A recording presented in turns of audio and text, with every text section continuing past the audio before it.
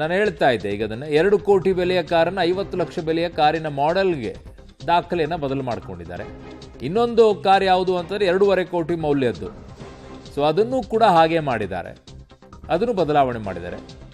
RC block ಮಾಡಿ ಲಿಸ್ಟನ್ನು ಸಾರಿಗೆ ಇಲಾಖೆ ಕಳಿಸಿದೆ. ಈಗ ಶಿವಮೊಗ್ಗ ವಿಭಾಗದ ಸಾರಿಗೆ ಇಲಾಖೆ ಜಂಟಿ ಆಯುಕ್ತರ ಆದೇಶದಂತೆ ತನಿಖೆಗೆ ಈಗ ಕೊಟ್ಟಿದ್ದಾರೆ.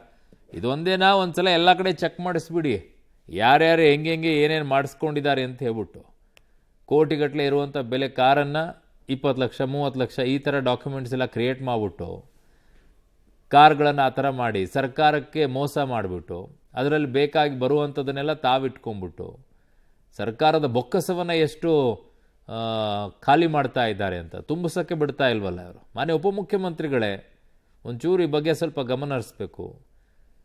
ರಾಮಲಿಂಗಾರೆಡ್ಡಿ ಅವ್ರಿಗೆ ಬರುತ್ತೆ ಇದು. ಸೊ ದಯವಿಟ್ಟು ಈ ಕಡೆಗೆ ಸ್ವಲ್ಪ ಗಮನ ಹರಿಸಿ ಸರ್. ನಿಮಗೆ ಪಾಪ 2 ಕೊಟ್ಬಿಟ್ಟಿದ್ದಾರೆ, ಒಂದು ಮುಜರಾಯಿನೂ ಕೊಟ್ಟಿದ್ದಾರೆ, ಇನ್ನೊಂದು ಸಾರಿಗೆನೂ ಇದೆ. ಸ್ವಲ್ಪ ಈ ಕಡೆಗೆ ಗಮನ ಹರಿಸಿ ಸರ್.